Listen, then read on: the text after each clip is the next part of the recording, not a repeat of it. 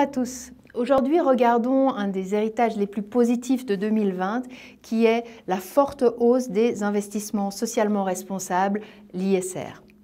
Dans les marchés de dette, ce ne sont pas moins de 700 milliards de dollars qui ont été émis en obligations vertes, sociales, durables, liées à la durabilité, donc des obligations ou des prêts, des loans.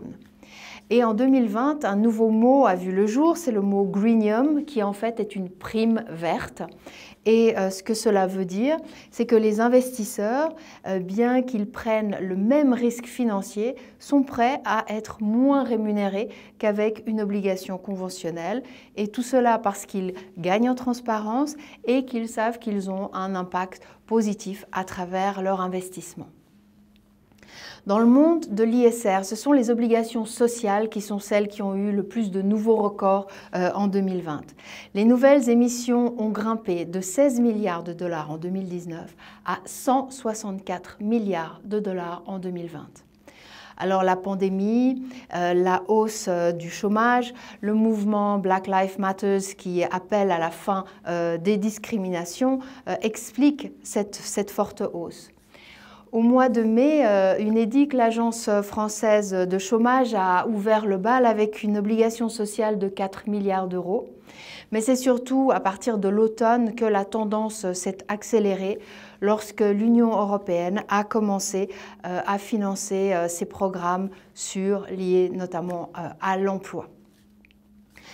Au mois d'août, Alphabet, la maison mère de Google, a émis 3 obligations durables pour 5,75 milliards de dollars et dans l'utilisation des fonds était inclus le soutien à la communauté afro-américaine à travers l'emploi, à travers la promotion d'employés et à travers également l'investissement dans des startups.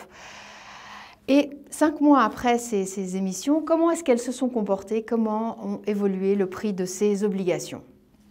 Eh bien, elles ont évolué exactement de la même manière que les obligations Google conventionnelles. Si l'on regarde la maturité 2050, donc cette obligation a été émise à 99,16. Depuis, la prime de risque de Google s'est resserrée de 30 points, ce qui est une bonne nouvelle, mais la remontée des rendements obligataires sur le 30 ans était de 64 points, mauvaise nouvelle, ce qui résulte en une baisse du prix de cette obligation de 99,16 à 91.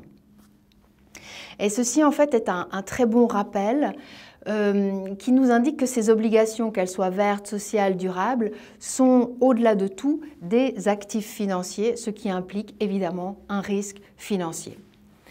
Si l'on regarde au-delà des chiffres et des données financières, cet appétit phénoménal pour l'ISR se fonde sur la volonté de construire, reconstruire d'une manière plus verte et d'une manière plus équitable socialement. C'est un appétit qui ne va pas ralentir et en 2021, les États-Unis pourraient rattraper l'Europe puisque la nouvelle administration américaine pourrait commencer aussi à utiliser ces instruments pour financer leurs programmes. Donc l'investissement socialement responsable est entré dans les mœurs, mais ce qui ne veut pas dire qu'il n'y a pas besoin de régulation.